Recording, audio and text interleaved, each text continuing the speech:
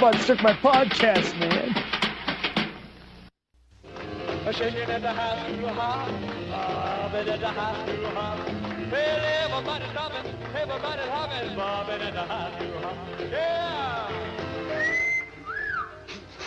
you belong in my class?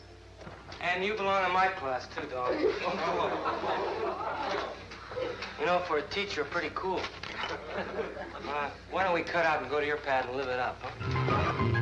These are not underprivileged kids from broken homes. Actually, they're the overprivileged. Teenage rebels, too young to be careful, too tough to be afraid. You know, I lost one of these things in the principal's office. I don't want to lose another one in one of your bellies. The Beat Generation, young savages from nice families. This is their story, High School Confidential. This is also the story of adults in the know who exploit the kids for their own ends. He's healthy and normal and full of fun. You know what I mean, too. Don't tell me you never rode a hot rod or had a late date in the second balcony. Or maybe you haven't. The lost generation? Hardly. They don't care if they're the last generation. They want their kicks now. Now look, you guys, say nothing. Don't even give the fuzz the right time of day.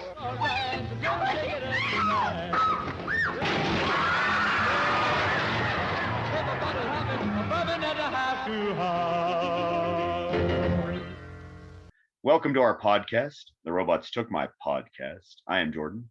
And I'm Anthony.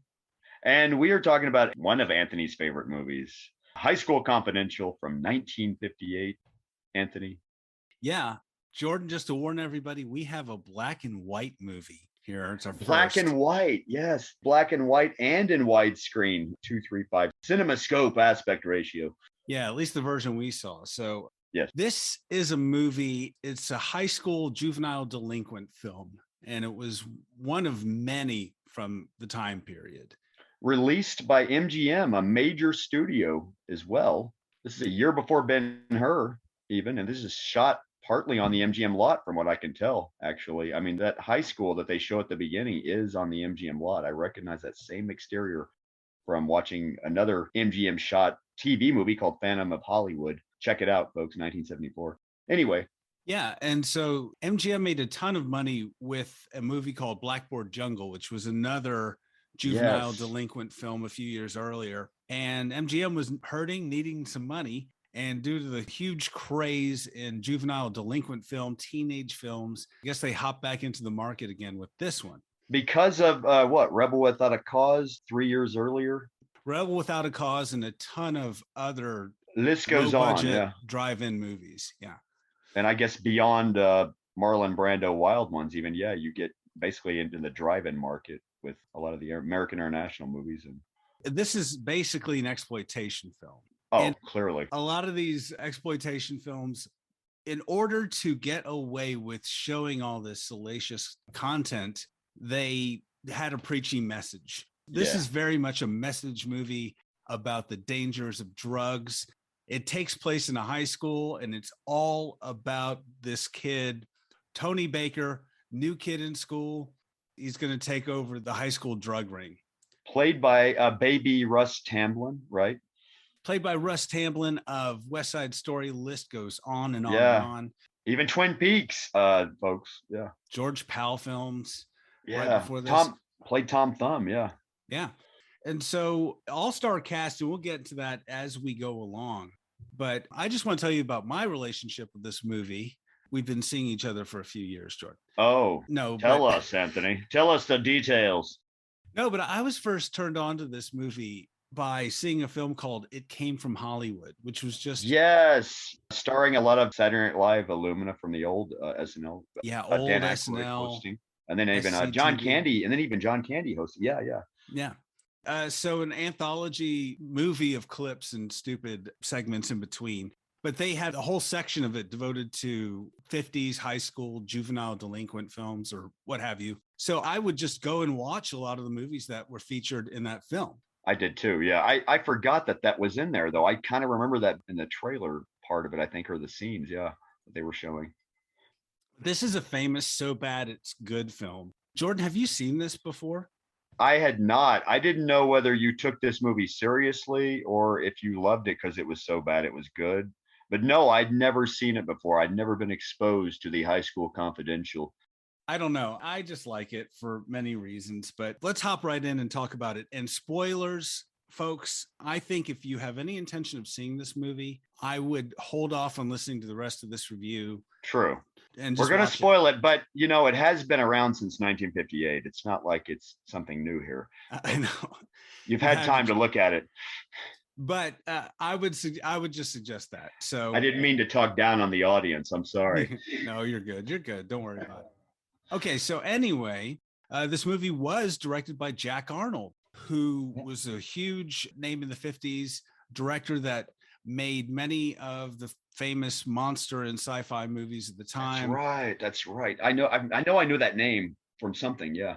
Yeah, Creature from the Black Lagoon and its sequel, Tarantula, Incredible Shrinking Man, all those movies. Wow, that's awesome. Okay. I have to say, it begins right with the title song sung by Jerry Lee Lewis. And we see Jerry Lee Lewis singing it in the back of a truck right there, rocking, right? And I love this. I love this theme song, right? This high school confidential, high school, something like that, right? I mean, yeah. And it's really comical because it's just a wide shot of him rolling into this high school parking lot in the back of a truck with a band playing. Yeah, song. and obviously No Jerry sense. Lee Lewis is hot at the time. They got to have a hit single to go with this movie, surely to sell some records with this movie to the kids. Yeah, cross-platform marketing and of course record sales. So yeah, making that money. But anyway, it's kind of a silly little scene, and it doesn't lead into anything, and it has nothing to do with anything. Oddly, no. Other than we get to see the exterior of the high school, like I said, it's on the MGM lot. Obviously, it looks real enough, though. Yeah, and so we meet our hero or protagonist, anti-hero, whatever he is, Tony Baker. He just rolls into town. It's his first day of school and he's a transfer student. He's just causing trouble from the get-go. He parks in someone's spot. Yeah. He grabs rolls in there girl. with his big mouth, you know. Yeah, he's got a whole boatload of sass. Talk about confident too, in the Ferris Bueller level of confidence, the overly confident level a teenager could ever, we were all teenagers once. Did any teenager ever have confidence like Tony Baker or Ferris Bueller for that matter? No, man. He'd pull a switchblade on Ferris Bueller. Heck no, man. He's a tough kid and he's super cool. And the thing that hits you when you're watching this film is just the way everyone talks. This movie is a time capsule. And they use this hep talk. It's like a bunch of rich white kids talking like jazz musicians with this real bizarre. They're all talking hip, Daddy-o. Yeah, metaphorical hep talk. They call it in the movie. They even call it out in the movie. Yeah. And they lean into it hard. I mean, they all sound like they're like in New York on the beat area, about to sing with the Velvet Underground or something. I don't know. Yeah, they're this side of the Andy Warhol factory, just you almost need some subtitles or something at times. Yeah, that's right, Daddy-o. Hang on, I'm going to burn a stick right now. And we might put a clip in just to show. They say stuff like that cat, that, hey, man, those are cool. Hey, some food hey, let me pay for my cool cats here, man. Yeah. I know the answer to that question, Teach. I don't remember asking a question. Look, you could be the most, but, I mean, all that old-style jive you got written up on the board is nowhere. I'll tell you when to speak. Now, look, take it from this stud, will you? I mean, that stuff is strictly for the tinners that live around the block. Like if I were to say to this kitten here, if I were to say, let's blow this joint, or let's hop in my Kemp and take off for the Cosba. Will you shut up? Okay. Okay, I'll break it off, but I just want you to know that it takes a lot out of me. I don't want you to call me doll. My name is Miss Williams. Oh, why be so formal? I mean, you can call me Tony or Daddy-o. It's pretty off the wall, but yeah, that's one of the fun things about this movie. It's just the way all the kids talk. Kids in quote, they're all like 25, 30. Anyway, so Tony Hollywood kids, no, nevertheless. Yeah, these are like rich kids school. Tony Baker rolls in. He's making a big splash. He grabs this girl by the arm, just says, "Hey, and she's with her boyfriend. So she's not about that. And then this dude. He damn near assaults her. I mean, yeah, right in front of her boyfriend. Oh, yeah, it's the 50s. This guy just zero fucks given. Hey, how about you being my girlfriend? Come with me. You know, hand on the arm already. Like, whoa, hey, buddy. Hey, hands off. He's been in school for 30 seconds. And this is how he's rolling in. Well, he's been, let's make that clear. He's been in this school just for 30 seconds, but we find out, of course, that he's been in school for a long time, basically, as well. Longer than 30 seconds. He's been in high school for 7 years. He's almost 27 at this point, I think, I in the movie when we meet him. So anyway, he makes a friend immediately. That girl and her boyfriend walk off, and he's like, hey, man, do you know who that is? And he's like, no. It's like, that's the president of the Wheelers and Dealers. Yes. His sidekick is introduced immediately. No, this guy, Petey, he's cool. He's a cool side character. Yeah, he's innocent compared to everybody else. Yeah, and so we find out that guy, J.I. Coolidge, and that girl, Coolidge, Joan, that Tony grabbed. Was that Barrymore? I didn't mean to interrupt, but was that Barrymore? Yeah, that's John Drew Barrymore.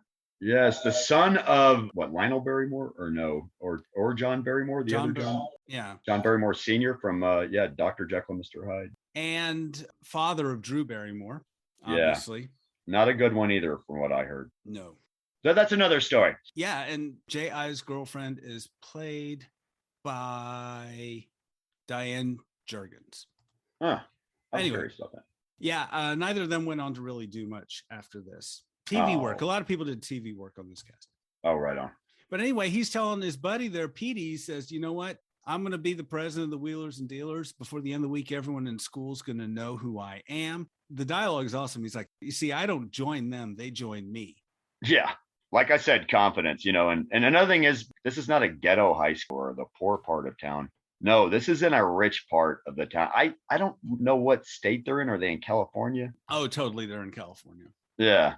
They don't really specify, do they? Or is it me? They just don't. They say the name of the town is Sand something. Oh. One of those fake sand towns. He walks up in the school secretary's office, sort of registered. He's just smoking a joint. He's about to light up a joint.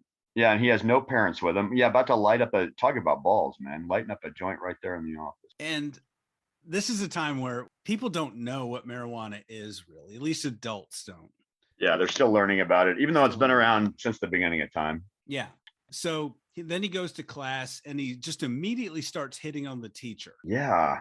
Miss Williams, played by Jan Sterling. Talk about balls once again. I mean. And he's just cutting up in class. And she has this lesson on, of course, slang. So they lean into the slang even more in this scene. She's like, sit down in my classroom.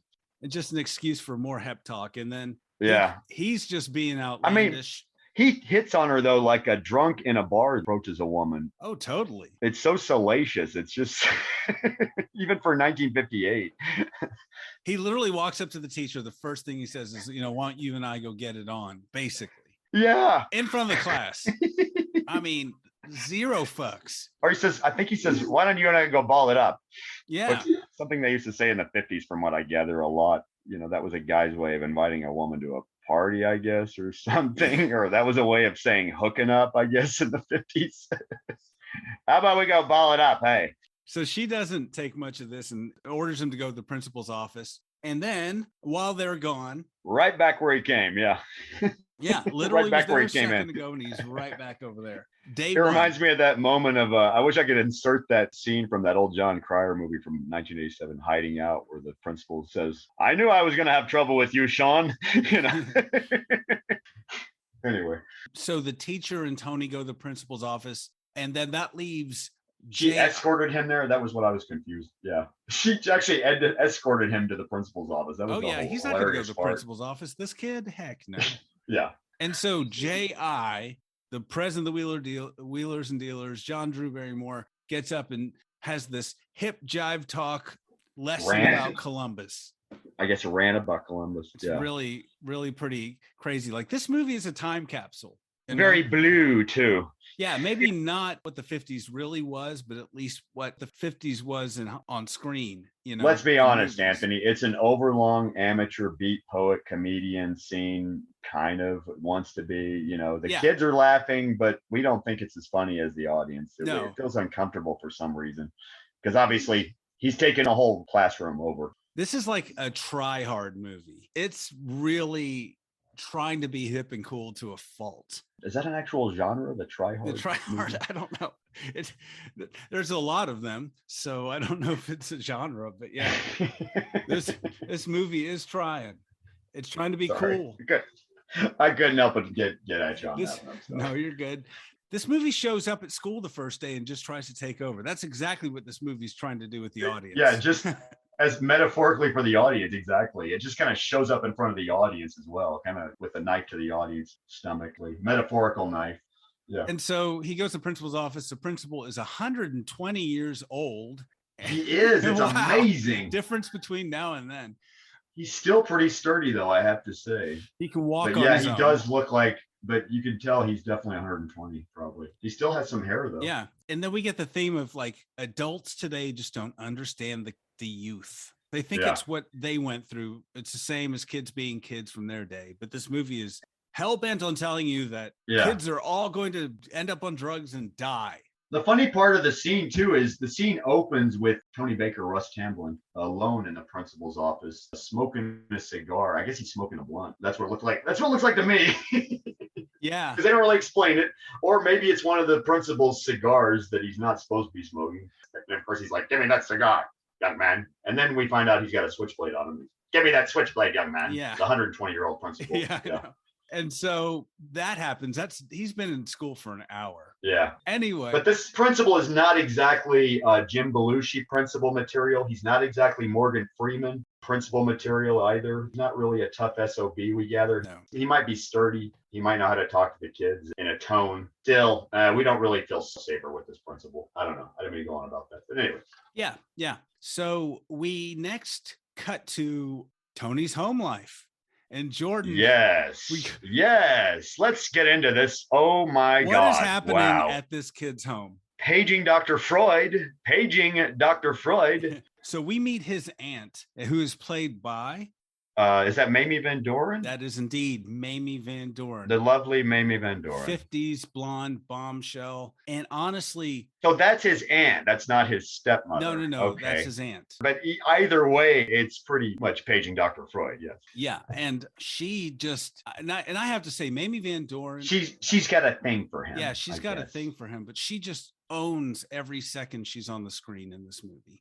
She does. She's a great actress. She is so good as the smarmy, slimy, inappropriate aunt who is just hitting on him unbelievably. She is just not even trying to seduce him. Like she's almost assaulting him. Yeah, she is literally just on him like a cheap suit in the scene, like mold on cheese. But yeah, and you don't know, on a serious note, I was going to say, Mamie Van Doren, you make a good point. Great actress. You kind of feel like some of these roles that she got stuck in, she was better than them. She's beyond that. She probably could have done a lot better. Yeah, and she was in a lot of movies that were a little more edgy at the time, I think. Yeah, I mean, that was her bread and butter, nevertheless, but she probably could have won an Oscar. Yeah, she's a good actress. Yeah. So anyways, she's hitting on him, and then she just kisses him, which is creepy and weird because it's his aunt. And this is before we even had the rating system in America. The R rating, the PG-13 rating, or the PG rating, I should say, or GP rating as it used to be. You look at the history of ratings didn't come along until 1968, 10 years later. They had the Hays Code. I can imagine the Hays Code just probably gave up on this movie when they were looking at it. Yeah. They were probably like, just leave it. It's going to only play in drive-ins. Just ignore, you know what? Nobody's going to see it. So Tony's not all about the kiss and he leaves. Then we go. He's very uncomfortable, oddly. This is the first time we see him uncomfortable. It's his aunt, obviously. Yeah, it makes even him uncomfortable, apparently. Yeah. And I don't blame him. It's creepy and it's weird. And his aunt is hot, but that doesn't make it right. We get the feeling this has been going on a bit. She's always kind of been on him like a cheap suit. Yeah. It almost humanizes the guy suddenly for a minute. Oddly, though. Yeah. And so then we cut to like one of the most famous scenes in this movie. We go back to school. And there's, I guess, somebody from the school district or whatever, and they're lecturing the teachers and the principals on the Yes. dangers of marijuana. We might have a little clip of it here, just a second of it. Now, you can see the difference between a real cigarette and marijuana. And there'd be no mistaking the texture or contents if you were to handle them. The darker one has been rolled in wheat straw paper. In most of the reefers, a double thickness of paper is used. Now, in the language the addicts use among themselves, marijuana is referred to as Mary Jane, pot, weed, or tea. They never say to each other, let's smoke a marijuana cigarette. They say, let's turn on, or let's blast a joint. Oh man, this scene, I had an odd sort of emotions about this scene. Because, fun fact, folks, outside this podcast, Jordan, yours truly, works in a marijuana dispensary, and I'm all for marijuana. I love marijuana, and more people do it now than they did back then in the 50s. It was just a beatnik thing back then. It was like a thing that parents were afraid of back then. These are post-war parents, nuclear families going on. And yeah, this scene both I thought was hilarious, but at the same time, I'm watching it just kind of angry, like, man, you guys are idiots, because the guy's like, pass this cigarette around. You notice the difference between this cigarette and a normal cigarette. And, another thing, you never hear people say, pass that marijuana cigarette. It goes by many other names. He goes on and on anyway. Yeah, I hope I'm not talking on and on. But no, it's a hilarious scene, especially today, obviously. Oh, yeah. It's a scene that you'd want to sample if you were a rap artist for a song, because it sounds funny. It's so heavy-handed and it's so preachy, and it's all about how literally little children in school are going to use marijuana, get hooked, and then all end up on heroin. Immediately. It's going to lead to other things. This is where the gateway came in, folks. The whole gateway argument, which I think is bullshit. I don't mean to get political here, but yeah. Yeah, marijuana leads right to death and delinquency. It leads right to heroin, as we learn in the movie. That's what's wrong. And you parents don't understand that your children are all going to become drug addicts. It's almost like they're pointing a finger right at the audience. It's so heavy-handed and weird. It does. I guess that's why I'm talking the way I am, because it felt like this movie was pointing the finger at me like I'm a bad guy or an outlaw. They're talking right to you, Jordan, and your marijuana addiction. Right to you. Yes, I know. That's the way they talk about it too in the movie, folks. Marijuana addiction. It's a weird scene that comes out of nowhere, but again, it would make customers where I work uncomfortable, or they'd laugh their asses off, probably giggle like Matthew McConaughey. But they need to do that so they could show all this heavy-handed exploitation and we're trying to educate the public here. Exactly. They do the same thing porno films later did in the 70s, where they try to pass it off as education, cautionary, if you will. This is cautionary, folks. Be careful. Yeah, this may look like fun, but you're going to pay the price at the end of it all, whether you want to have sex or try that marijuana cigarette. It's all exploitation at the end of the day. Oh, totally, man. That's the thing that gets me. Like Rebel Without a Cause, this movie is a big budget, major studio release for back then even, exploitation movie. Literally, it's an exploitation movie with more money put into it than an AI. But this movie is so much more hardcore than Rebel Without a Cause. Rebel Without a Cause is a weak ass movie in comparison to this. Oh, this makes Rebel Without a Cause look like a Disney film by comparison with the exploitation in this movie. Absolutely, yes. This movie has knives as well, but you really get a sense that somebody's gonna get stabbed with a knife. At any minute. You do get that at least, yeah.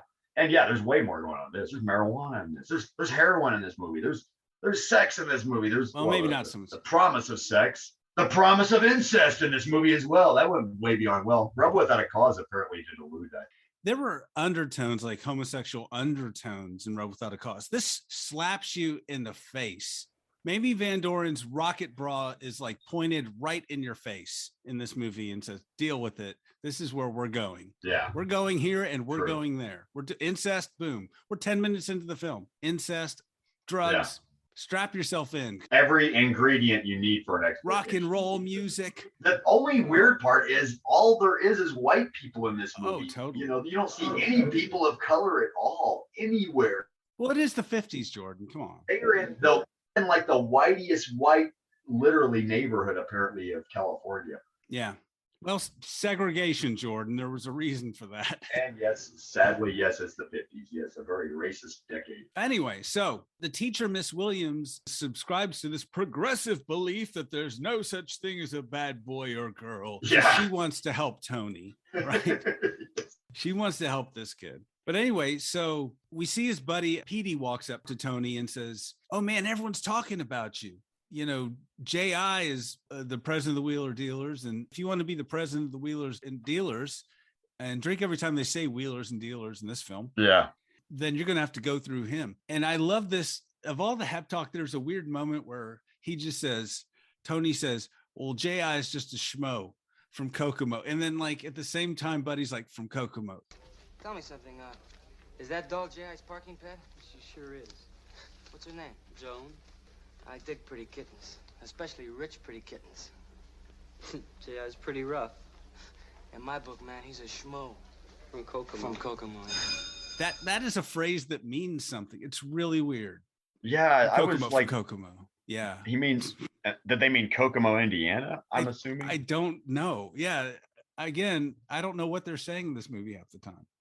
Which I know because my father lived in Kokomo, Indiana at one point. Real fun Really? fact about me. Yeah. So is he the schmo from Kokomo, Jordan? Is that what you're saying? Maybe. Yeah. No. Yeah.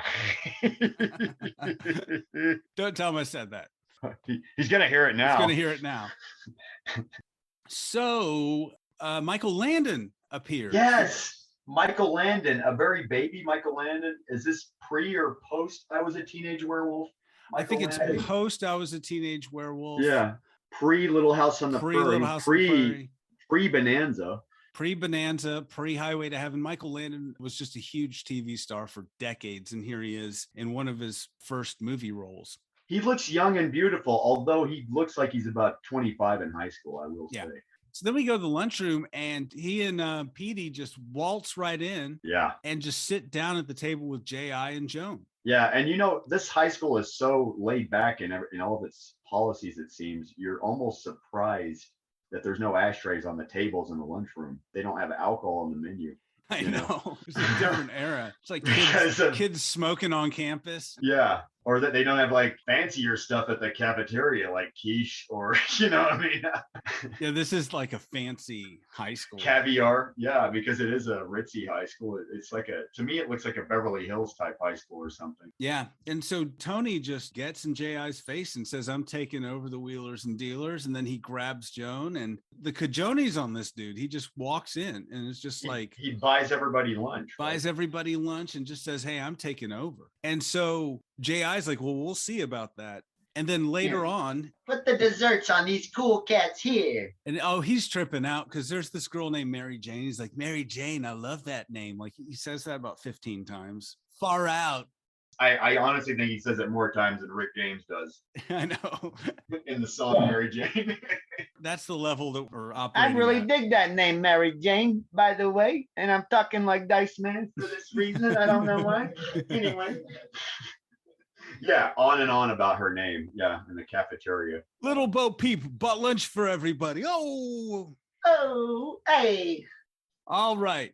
So then J.I. meets Tony in the locker room. Yes, yeah. This is where it gets rough. Yeah, it gets a little rough. And I think it's pretty cool because he's like, "Hey, well, you wanted to meet the Wheelers and Dealers. Here they are." And it was like a bunch of high school heavies, like guys that should be named Bruiser and Crusher. These are the whitest white bread looking dudes ever. About to jump this guy. They're big. I will say at the same time, it's no wonder he's able to pull a switchblade on them and scare them away, though. Because once he pulls that switchblade out, they get this look like deer in the headlights. They're like, "Oh." And of course, he says, "I already lost one switchblade today." Well, he says, "Oh, yeah, the principal took my first one. I don't want to lose another one and your belly hits." Yeah, he's a little dude. So, yeah, it's funny to see all these big, heavy, tough high school kids. They all look like they're 30. Yeah. I wish I'd been like him in high school with this much confidence, just carrying a switchblade on me to get me out of, That's what you were missing. People trying to pick on me. Yeah. You're missing the Hep Talk, Daddy-O, and you were missing the I should have carried a wad of cash on me as well. Just, told my mom to, give me my lunch money for a year, just roll it up in my pocket. That's what I learned from this movie. If you want to take over a high school, you just walk in and tell everybody that you're going to take over the high school. Yeah, but you got to back it up financially like he does by buying them lunch and all that. and telling them what they want to hear. He's smooth. He works like a really scandalous politician to buy votes. Or he works like some kind of snake in the grass politician does, you know what I mean? Like, or like he works in that kind of manner, or almost like the way a con man works. Exactly. Or a concert promoter. Yeah, exactly. So anyways, they all leave. And then J.I. says, leave Joan alone. Because, I mean, he just walked in. He wants to take over this drug enterprise. Yeah, and take everybody's girlfriends. And take everybody's girlfriends. This is like the second girlfriend he's already hit on. He doesn't hit on any single girls at all. And you'd think there'd be more single girls in this high school that he could approach instead. They're all hooked on drugs, Jordan. But yeah. But it's a Hollywood high school, so yeah. Russ Tamblyn is owning the role. I think he's fantastic as Tony. I think he's amazing. He gets it. He gets the role. He's delivering the dialogue. He has the confidence. He always has the shit-eating grin on his face. True, he is a good actor, no doubt. I'm sure even he would laugh about some of the things in retrospect. Yeah, he's a great actor, Russ Tamblyn. I've seen him on other things where he was good. I mean, yeah, he's a good actor. I think, isn't he the father of Amber Tamblyn too? Yeah, he's Amber Tamblyn's father. Yeah. Relation there, yeah. Uh-huh. Another more Hollywood family, Hollywood royalty going on here. Hollywood nepotism strikes again. Yeah. So anyway, we find out that Joan is a sick girl. Something's wrong with Joan. Is she a weed head? Is that what it is? She's a weed head, Jordan. She's hooked on the devil weed marijuana. First, yeah, a weed head, folks, it's apparently people that smoke marijuana cigarettes. Marijuana addicts, Jordan. They're in your high school. They're your neighbor. She says at one point, she has this great line. I thought she was a weed head like me. Yeah. Hey, yeah, we'll get to that scene a little later. That's pretty intense. But we cut to the teacher getting in her car. The car won't start. And then who creeps up but old creepy Tony Baker? Baker. Hey, do you need a ride? I mean, you almost get the impression that Jordan, do you think he did something to her car? Oh, you mean did he rig it that way? And they like let that scene out? Yeah, that's it. I never even thought of that till you mentioned that now, though. No, that's funny. He probably did. Yeah, he probably hot wired her car so it wouldn't start or something. He just happens to creep up. You know what I mean? It's way too coincidental. Yeah, way too coincidental. So he gives her a ride home and he is hitting on her hard. He's got his arm around her. He's like, let's get a beer. And yeah, very forward. Yes, a little too forward. And she's trying to be respectful and I guess mentor this kid. Whatever she's trying to do. She's trying to be a positive influence. I guess she's trying to be more of a maternal figure but not even maternal, really. More of a teacher, the way she is, because she is his teacher. So yeah, more of a teacher, yeah. But not in the way he wants, obviously. Oh, no. He wants some private lessons, Jordan, is what he wants. We all had crushes on teachers, right, Anthony? But we didn't act on it like the way Tony Baker does. Well, we also didn't drive a Cadillac and have wads of money. But of course, I didn't have a car till way after high school. And I didn't have a lot of cash.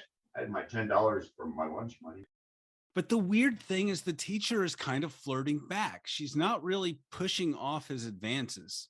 It's really creepy. It's another creepy thing, just like that is the odd thing. Yeah. She's kind of into it. She's like, I'm used to this happening. She knows about the switchblade and the cigar and the incident in the principal's office. And she's still fine with this guy giving her a ride. Yeah. Instead of, no, thanks. I'll just walk. Thanks, kid. Yeah. Would you get in this guy's car? No. Jordan, no. Even a student? Come on. That would lead to other things. That would lead to trouble. That's the gateway for bad things, Anthony, once again. Yeah. So we cut back to school. And Joan is asking J.I. for money for weed. And she's really starting to fiend a little bit. She hasn't had weed in a while. She doesn't have enough money. That's the weird thing, too. She's acting like a junkie about it, which is anybody that smoked cannabis knows. It's not like you're itching for it afterwards. You just like, I don't want to get high again at some point. I mean, Jordan, I think you're spinning your own propaganda. I think this movie is an actual depiction of marijuana dependency and addiction. This movie did me wrong.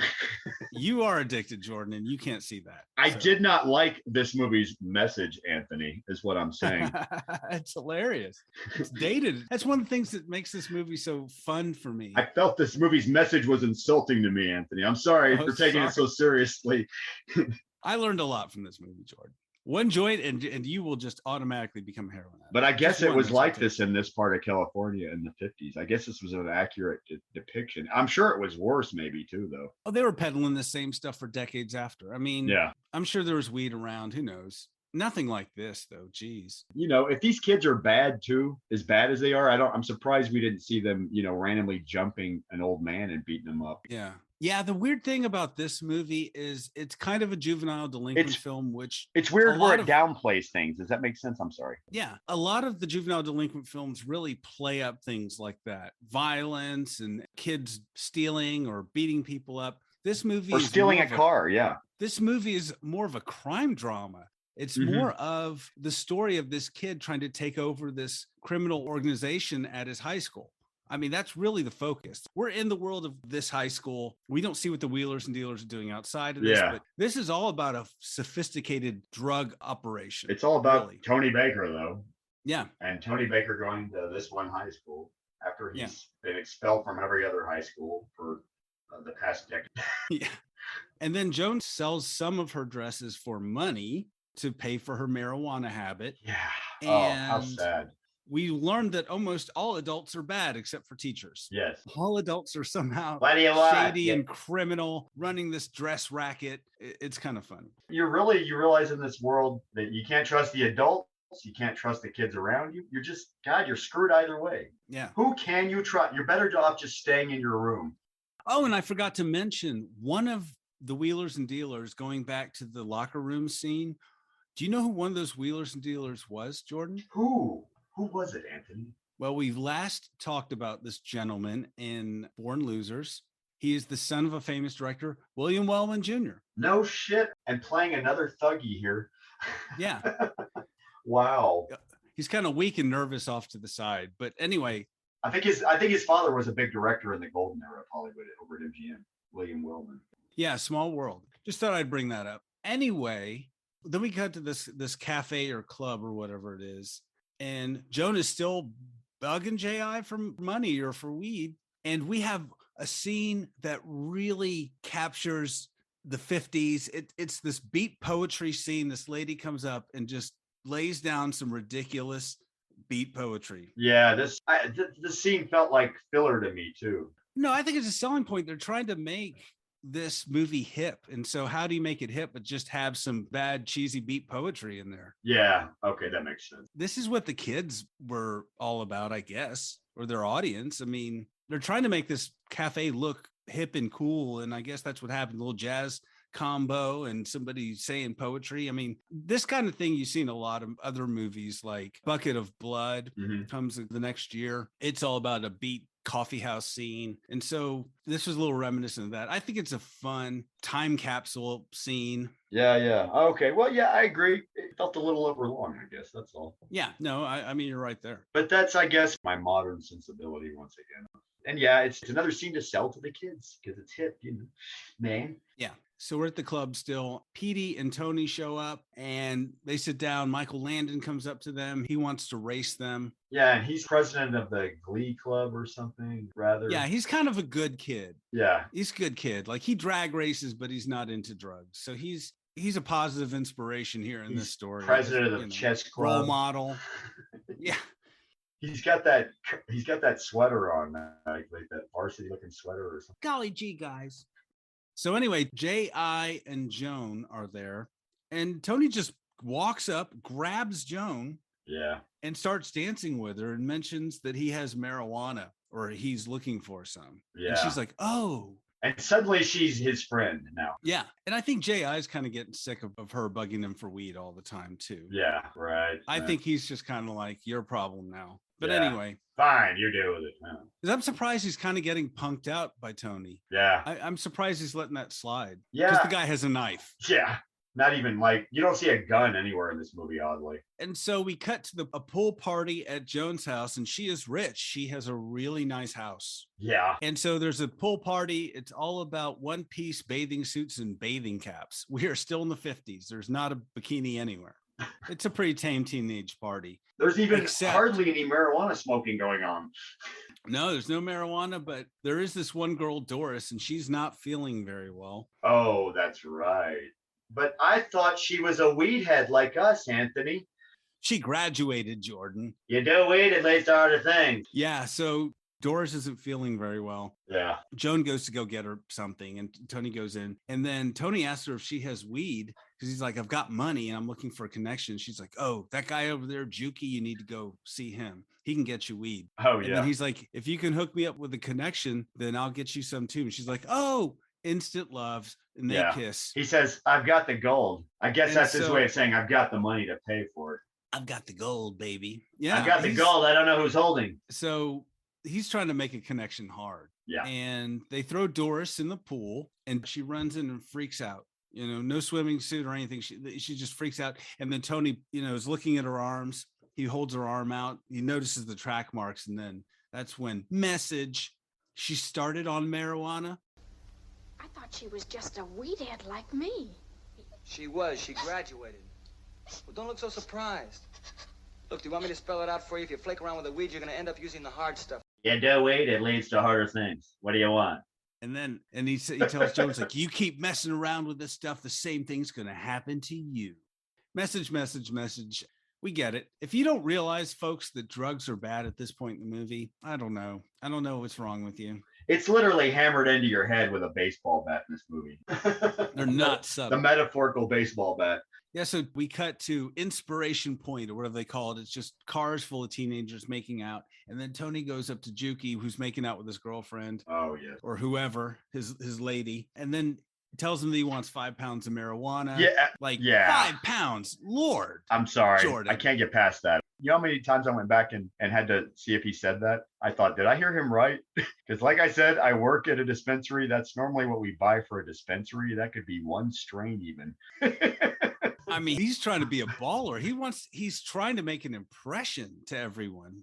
But yeah, in the black market days, you wouldn't ask a drug dealer for 5 pounds of marijuana right off of it, only knowing them for 2 days or less than a week. They think you were a narc after that. Heck yeah. A cop, you know? You can't trust anybody like that just rolls up and wants 5 pounds of marijuana. And then he's like, I want to see the big man if you can't do this. It's funny. He says, I don't carry that much, only sticks. What they would later call joints, Jordan. Marijuana cigarettes. And so he says, yeah, go to the race that Michael Landon was talking about. So, oh, yeah. The race. Go to the race and then that's right, your the connection race. will meet you. Yes. It's cool. So he's like going from person to person, working his way through, trying to find the main guy. We see this kind of in action. I think it's pretty cool. I just want to say here, too, that I would love to see one of those kid react videos from YouTube.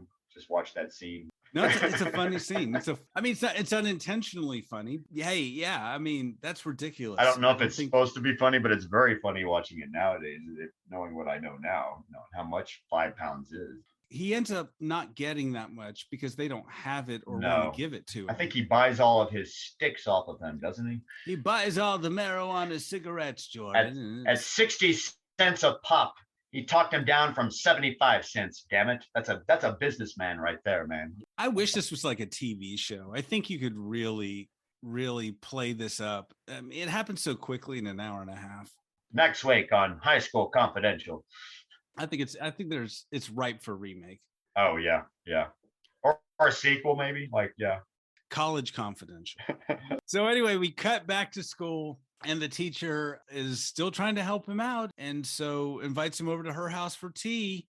There's still some chemistry and Tony's just trying to get it on with her. I know. I'm amazed. Where was this teacher when we were in high school, Anthony? No, I shouldn't say that. I'm sorry.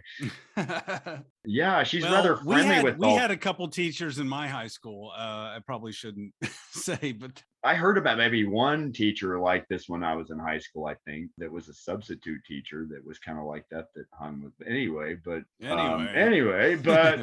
I didn't encounter that myself.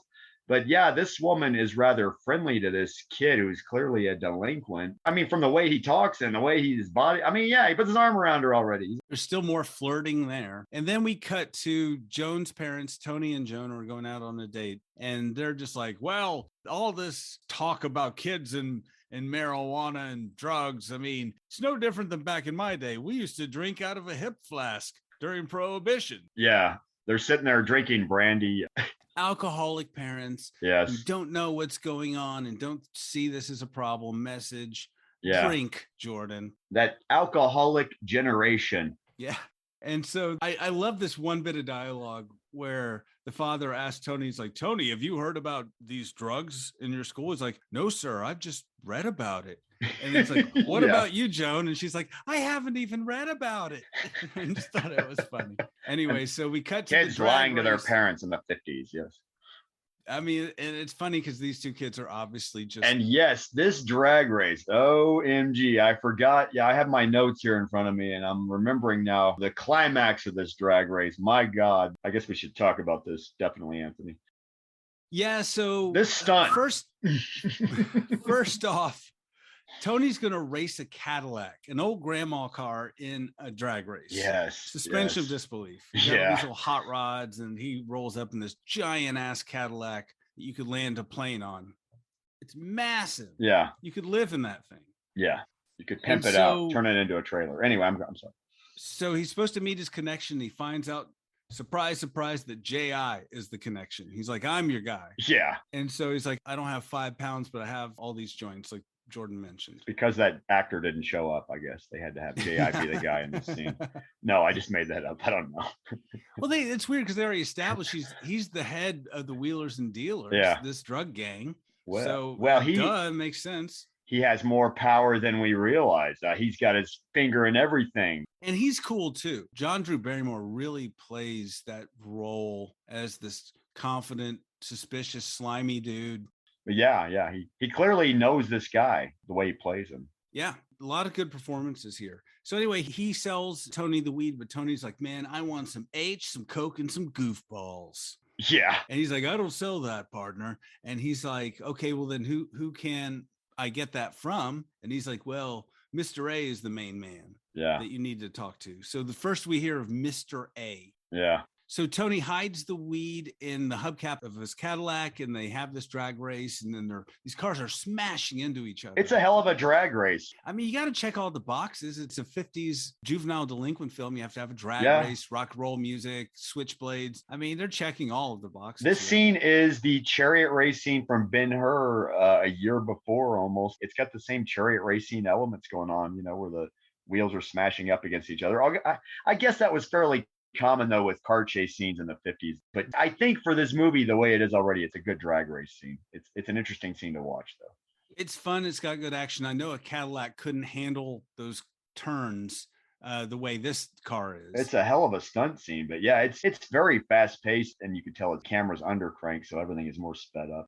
Oh yeah, and of course this is a common type scene in a lot of movies like this, but there's a hilarious part of this, Jordan. It's where there's a car that's about to turn over, but then it cuts to literally a crane dropping this car upside down. Yeah. Dang. Yeah, that was one part too as well. I just was like, what the fuck? I mean, this movie has some what the shit moments going on in it. There is no possible way that car could have flipped over like that. It's hilarious. Oh yeah, and this car literally flips upside down. It does a flip and then bam, it flips upside down. Yeah, you cut real quick to the car flipping, and then you cut later, or the next shot is literally the car being dropped from above the camera. Yeah. Cheesy. It's okay, so I was saying earlier I'd love to see a kids react video on the first part, but then this part I would love to see a stuntman react to this scene, just to literally tell me how they did it by just dissecting it, how they did that. And they might say the same thing, a crane. It's the magic of movies, because it just drops from a different angle. Yeah. Then we cut to the kid getting out, and his head's bloody, but he's okay, everybody. Yeah. Whew. In real life, you would have been dead, man. So Tony's winning the race, and then the cops show up, and then everybody goes to jail. Yeah. So they're at the police station, and everyone is there. Good kids, bad kids, because everybody was at this thing. And this is where the cautionary message comes back. Everything is bad, Yeah, and Joan's parents come in and it's like, not our daughter. You've wrongly arrested her. And Tony is bailed out. Yeah. By Lyle Talbot, where he's bailed out by a lawyer. That's right. Lyle Talbot, the actor who was on a ton of stuff. Yeah. Jeez. But he was the neighbor also on Ozzie and Harriet. So he just comes and has a few lines. And of course, he was in Plan 9 from Outer Space, directed by Edward D. Famously. Wood Jr. And He was in a lot of stuff. Yeah. a couple of other Ed Wood movies, because he was in Glen or Glenda. Wasn't he in one of the Ed Wood delinquent movies, like Violent Years or no? Yeah. Well, I don't remember which ones. I know he's in a bunch. He was part of Ed Wood's crew of regulars. Yeah, he cast was a of stock regulars. company, yeah, if you will, definitely. So being in a low budget movie is no thing for him. Yeah. So the lawyer bails Tony out and he's like, he thinks it's Joan's parents' lawyer. Yeah. And they're like, no, surely you must know by now that I work for Mr. A. And then he like walks off and Tony's like, oh, so he got Yeah. Mr. A's attention, right? Right. So we come back to school and then Tony tells J.I. that he wants the hard stuff. Yeah. Then the teacher talks to him and says, I heard that you were at this drag race and they found marijuana in your car. Yeah. Like, how does she know that? Does she just read the police rap sheets or I don't know. Doesn't his Whatever. aunt bails him out though, right? No, he's bailed out by Mr. A's lawyer. Oh, that's right. It is Lyle Talbot. I saw him in the credits and I was like, wait a minute, who is Lyle Talbot again? Even though I should recognize him and know the voice right away. Oh, his aunt doesn't know what's going on. Yeah. She's just day drinking somewhere. She's drunk somewhere. That's right. That's what it was. I thought it was. Anyway, maybe I was confused by that. I'm sorry. No problem. So the teacher just is basically giving up on helping him. I'm sorry, I was trying to help you. Now he's still hitting on her. And, she's like, no. Yeah. So then, speaking of Mamie Van Doren, so then we go back home and we see Mamie Van Doren day drinking as she does. Oh, that's what it was. Yeah. And then the teacher shows up and she's worried about Tony and wants to talk about him. He says something like, why don't you try mixing more coffee with your brandy instead of more brandy with your coffee or something like that. Yeah. So the teacher is like, Tony, I'm worried about him, blah, blah, blah. Mamie Van Doren's like, he's a good kid. What's your problem? You have a stick up your ass. Yeah. Weren't you young once? Or I guess you weren't. And she implies that haven't you already messed around or something, doesn't she? No, she is more like, I think you have a thing for him. Yeah, that's what it was. She tells Tony later, that teacher of yours, she likes you and blah, blah, blah. Because of course, really, she's kind of coming over to his house. Yeah. And everybody knew where everybody lived in the 50s, I guess. I don't know. People just show up at people's homes here. We assume this is a small town, rich area. Yeah. So she's like, he's just a kid having fun, message. And then Tony comes in and she just starts hitting on him like hard again. Yeah. Like he's changing and she just goes in his room and, hey, I found these marijuana cigarettes. It's like, they're not marijuana cigarettes. They're cigars. Yeah, that's what they are. Yeah. I found these sticks. But Mamie Van Doren's just great. I just love her scenes. Yeah. Yeah. And then we're at the club again. And we see Tony, and this time with Joan at the club. And then J.I. shows up, and he doesn't give a damn about Joan at this point, I guess. There must be a missing scene where they broke up. I don't know. He doesn't even care at this point. Yeah, it's weird. Yeah.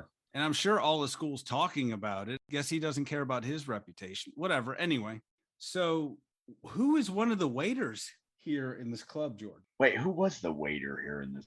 Charles Chaplin Jr. Oh, that's right. Charlie Chaplin's. And all I can say is, dang, another Hollywood kid, so to speak. This movie is full of just the Hollywood young. Like you said, it's like Hollywood nepotism strikes again. Yeah, exactly. It's They're all good in their roles, so whatever. Who cares how you get a job, Jordan? Yeah, anyway, right. Work is work. So J.I. shows up and he's like, hey, I want you to meet my connection. I want you to meet Mr. A.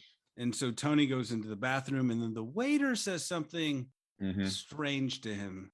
They have a weird conversation. Not much explanation is going on there, but it's like, hey, do you have tools or do you have the money? It's like, I'm meeting the guy now. You're like, oh yeah. What's going on? And so Tony gets in a car and is given a ride to Mr. A's office by this guy named Bix. And I like Bix, man. He's like a henchman. He's super cool. And he's like, Bix likes it cool. Bix likes it cool, man. Yeah. So anyway, they're taking him to Mr. A, and there's a car phone, George. Did you see the car phone? I forgot about that. The car phone. Yeah, he just kind of, so I don't know. We had car phones in the 50s then as well. As I thought it was just in the 70s, but maybe it just had a receiver and he was just playing make-believe. I don't know. So we finally meet Mr. A, right? Oh, that's right. Yeah. So they walk into Mr. A's office, and who do we see but Doris, the girl from the pool party, on the bed, writhing around, Oh, that's right. going through a heroin withdrawal. Yeah, it looks like a scene out of Bringing Out the Dead or something. Yeah. Then Jordan, we meet Mr. A. And who is Mr. A, Jordan? Is it? Here is it Jackie Coogan? It's Jackie Coogan. Yeah. TV's Uncle Fester. That's from the Addams Family. That's Addams Family right. Okay, yeah. And he looks like an old drug dealer. I'm sorry.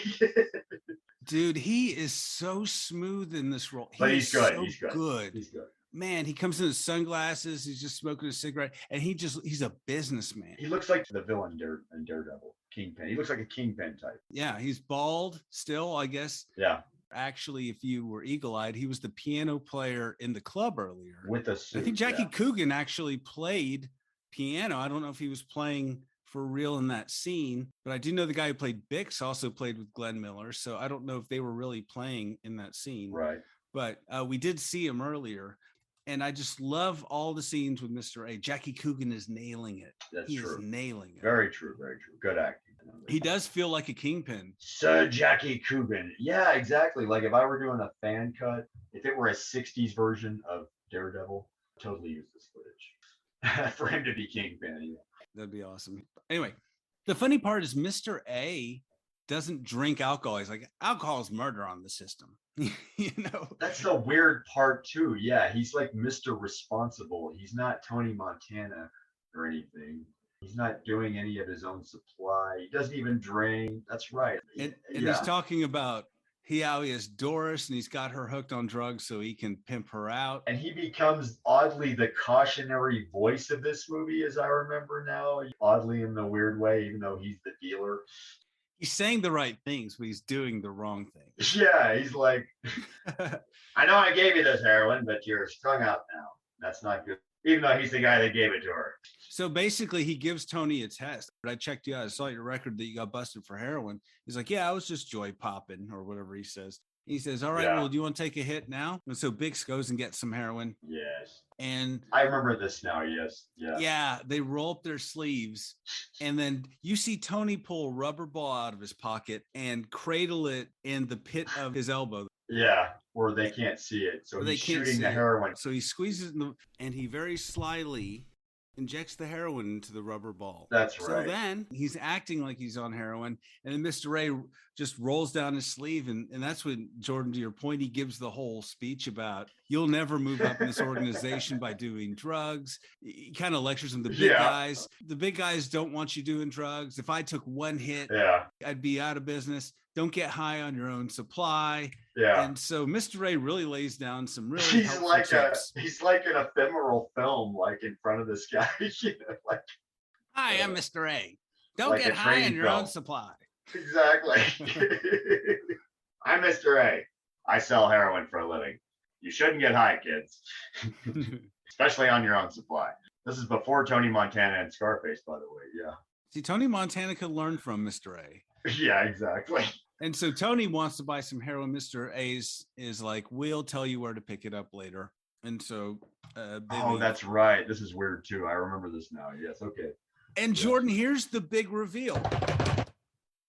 What, the heroin is in the wall? No. Well, that was cool. There's a lot of secret compartments in this movie where drugs are hidden. I'll tell you that. Drink every time somebody pulls drugs out of a secret compartment. Right. Tony goes and talks to an undercover police officer. Right. And who was this guy? Some dude. I don't know. But we find out that Jordan? This whole time, who was Tony the whole time? Tony was the good guy, basically. I mean, he was the narc. Yeah, he's an undercover cop this whole time.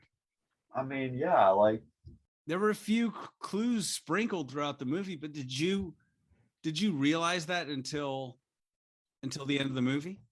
No, I think it was sudden. I felt like it was thrown at me, like without warning, kind of. He slowly starts to become the hero, and you're kind of confused already. And then they throw this at you, like without any setup, so to speak, from a story screenwriting standpoint. Like at least you should have some kind of warning for the audience, right?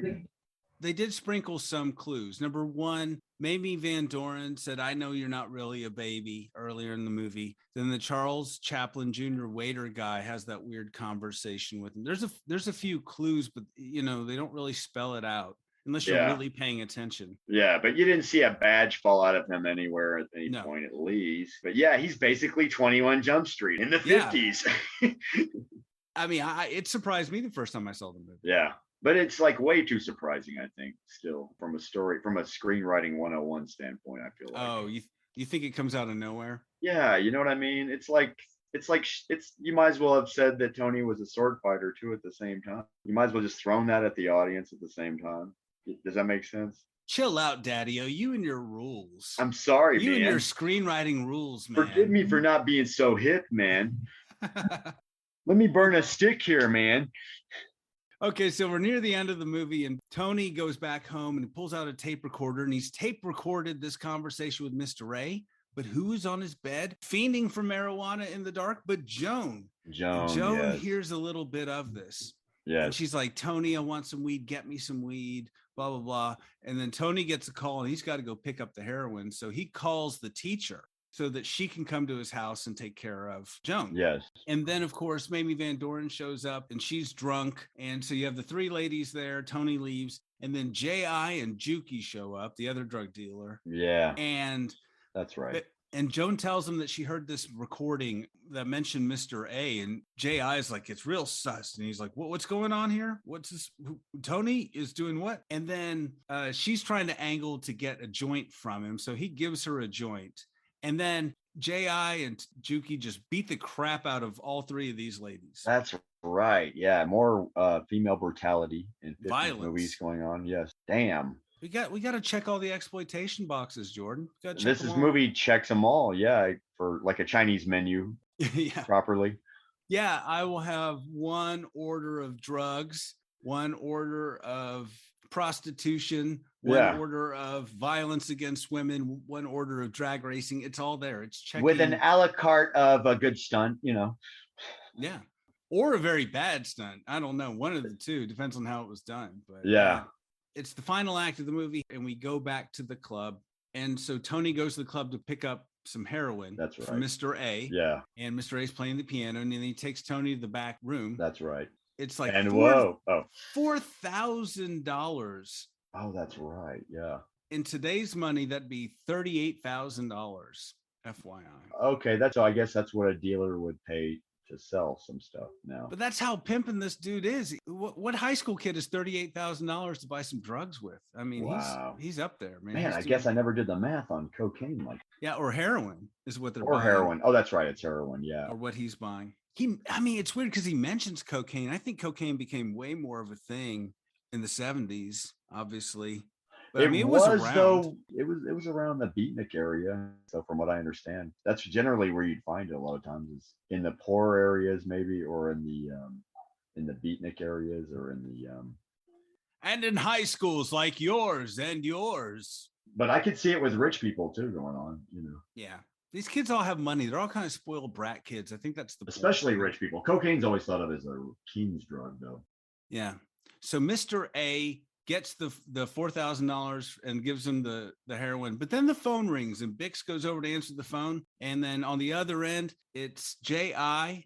telling him all about the recording and Tony and whatever, because they mentioned yes they mentioned earlier that Bix mentioned earlier that they had a federal agent try to infiltrate them before, and they said when we were done with him, he was too wet to plow. So right as Mr. A sitting there smiling, dialogue. He walks up and whispers in his ear, and Mr. A just pulls out a gun. Yes. So anyway, he rips off his sleeves, tears his sleeves, and then Tony has fake track marks. Oh, that's these right. Plastic track marks. So he pulls them off. He's like, "Aha, you're a narc." This is the first time we see a gun finally in the movie, I think. Yeah. And so anyway, he says, "Tell the band to play a loud number." Yeah. And he's just going to kill Tony there, right? And then Tony throws heroin in Mr. A's face and then runs back out into the main cafe area. Then there's a big fight and shootout. Mr. A shooting. And then before this, Charlie Chaplin Jr.'s character, the waiter, goes over to Michael Landon, the good kid. Yeah. And he's like, "Hey, I think something's going down. I'm a cop, so I need you to help out." So they're all ready whenever Mr. A comes out with the gun, and they're all throwing like glasses at him, and a big fight ensues. Mr. A is just like shooting everywhere. This movie, by the way, must have been gravy for Michael Landon because he just had to, kind of sit in the background, sit off to the side. Yeah, he's got like 6 lines in the whole movie. I mean, yeah, they don't give him much to do, unfortunately. I'm not dissing Michael Landon here. I'm just saying the movie doesn't give him much to do. Yeah. So anyway, Tony and Mr. A get in a fight, and then Tony just knocks Mr. A out. And I think honestly, Jackie Coogan's pretty good in this fight scene. He pulls a knife. Yeah. There's a pretty good fight scene. Yeah. And it's weird to see Uncle Fester in a fight scene. Yeah. It's weird to see Uncle Fester pimping out high school girls for heroin. It's No, weird to see. We didn't know this about Uncle Fester. This is like the E True Hollywood of Uncle Fester. Before the Addams Family, Uncle Fester was living it up as a drug kingpin. Before he found Jesus. And yeah, that was his sobriety house, was the Addams Family house. That's what it was. Exactly. We've got like a whole fan conspiracy theory going on here with Addams Family TV show and this movie. So, okay. So I forgot. How does this movie? I forgot. How far are we into the? I mean, that's pretty much the end. The movie ends with everyone in the car together. Mamie Van Doren's husband came back, so she's making out with him. That's right. Yeah. Joan is off the drugs, and J.I. and Juki and all those kids are in reform school, and Mr. A and Bix are in jail. Oh, that's right. They've all learned their lesson. This is a true story. It could happen anywhere. It could happen to you. I mean, we get this whole speech, this epilogue at the end. This movie is funny. It really is an exploitation movie made by a major studio, but it's beyond the Valley of the Dolls as far as how far it goes with exploitation.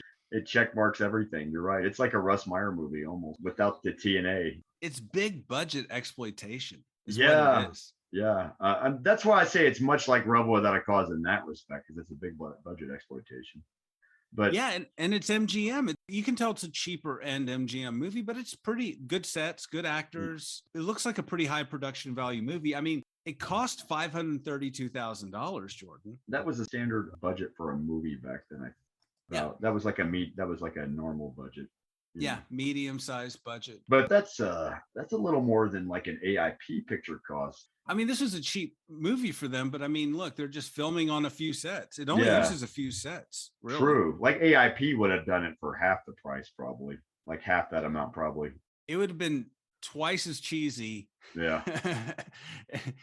I think it's a rather sophisticated story, honestly. Is it good? I don't know. But I like it. I think it's a fun tale. I mean, it's amusing. No, it's an interesting movie for sure. You turned me on to this movie, Anthony.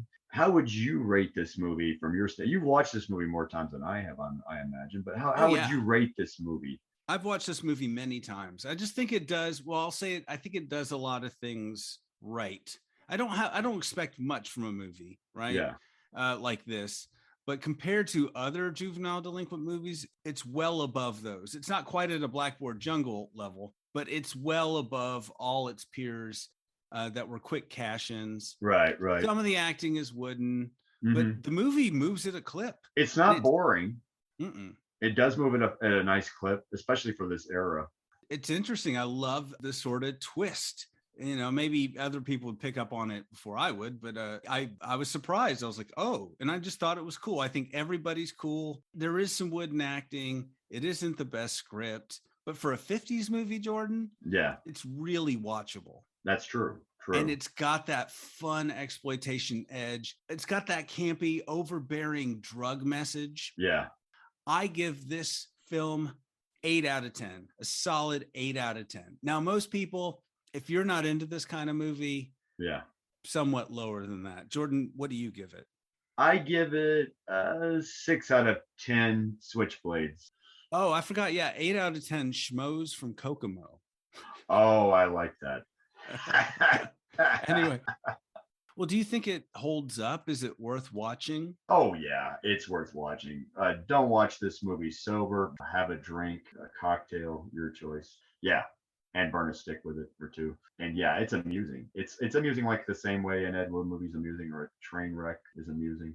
I mean, it's great for a lot of the people that are in it, if nothing else. It was fun to watch. Well, I'm glad you didn't hate this film.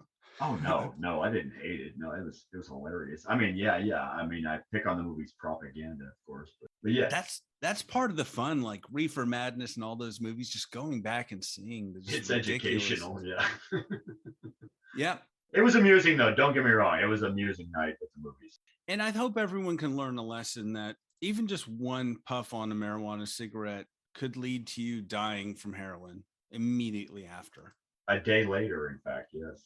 We see all the harm that marijuana caused in this story, Jordan. After you smoke that first joint, one day later, you're going to want to try heroin. It's going to be weird. But nobody's ever had a bad time on heroin. Think about it. Oh, no, wait, I stole that joke. You better cut that out. Yeah, if you try to light up a marijuana cigarette during this movie, you will be a heroin addict at the end, without at question. the end of the movie. At the end of the movie, by then you will somehow find some heroin, and you will be. Yeah. Mr. A will be pimping you out. There track marks as well everywhere. Yeah. You won't know how they got there. It'd be so quick. Unless Russ Tamblyn is there to save the day. So yeah, you better hope. You better hope for that. Okay, Jordan. I hope everyone enjoyed this. I really like this movie for reasons I can't explain. I guess I've just seen it so many times for so long. But it's fun to watch, man. I wish I discovered this in my teens late at night on TV. Yeah, and it's that kind of movie. And that's when I saw it. I saw it in my teens, and I really thought it was the coolest thing. It's out there. Go find it if you're into this kind of movie. Jordan, any final thoughts? Yeah, just kids, be careful with your switchblades. You don't want the principal to catch you with them on you. And I say have a fake compartment in your glove box so you can hide your drugs. I think that's really important. And also keep that spot on your brick wall ready to hide the heroin as well. If you're going to hide heroin, that's some good advice the movie gives right there. Yeah, and be careful. Be careful drag racing, kids. Be careful drag racing. Yeah, because you might flip a car way over. You'll flip your car 180 degrees. I blame the marijuana. At times, this movie does feel like an educational movie, honestly, like a cautionary educational movie that you watch in a classroom. It's super preachy. It is very preachy. It did make a lot of money though. Forgot to mention, $532,000 budget, 1.9 million domestic. Wow. Actually, 1.29 million domestic. So easy grab. There you go. 1.9 total. It made a lot of money. So I bet drive-ins did it justice. Yeah. So I wonder if they would give it 6 out of 10, Jordan. I don't know. People seem to have liked this movie back then. So, but anyway, it was great talking with you about movies, man. Yeah, Jordan, it's been great talking with you about movies. So next time we'll watch another film. What? I need you to help me parent and buy 5 pounds of marijuana. Oh, Katie just said she needed. I'm sorry, my wife just interrupted. She said she needs to buy 5 pounds of marijuana. And I really have to go. You got to go to Mr. A. Okay, I got to go to Mr. A. I'll talk to you later, Jordan. Thank you, everyone, for listening. This has been The Robots. Thank you for listening. Took my podcast. The Robots took my podcast, man. And now a word from our sponsor. Hi, I'm Mr. A. You hit town like a tornado. Big noise. Just because you got straight with the low balls doesn't mean that you're real good people. But if you follow these simple steps, you just might be on your way. Number 1, always play it cool. Bix? That's the most, man. Always play it cool. Bix likes it cool. Bix likes it cool. I like it cool. Number 2, put that drink down. I pay for a class family, upper class. That means lay off the booze. Alcohol is murder on the system. Number 3, always make sure you're dealing with real good people. Check on them personally. Give them a pop of H to test them out. Bix, why is that? Mr. A always likes to make sure. We had a federal roper try to ace himself in 2 years ago. When we got through with him, he was too wet to plow. Number 4, don't get high on your own supply. I never took a fix and never will. If I ever took a shot and the big boys heard about it, I'd be out of business. Did you ever know a hype you can trust? And if a junkie tries to rattle me, I'm clean. I'm a solid citizen, no marks. Number 5, marketing. Bix, tell them how we do it. kids want it, fine. If they don't, we get the other kids to pass the word around that they're chicken. The more kids that get hooked, the better for business. Number 6, secret compartments. Get them, lots of them, everywhere. Number 7, speaking of secrets, don't tell Morticia and Gomez about this, okay? It's just our little secret. Remember, no junkie, young or old, will ever get the big-time rackets. Follow these simple steps or you won't be anything more than a hophead pusher. Good luck, and lay off the booze. All trailers, clips, music, or any other copyrighted material are used sparingly, edited from their original forms, and used for the purposes of criticism, discussion, commentary, and education about these fine films.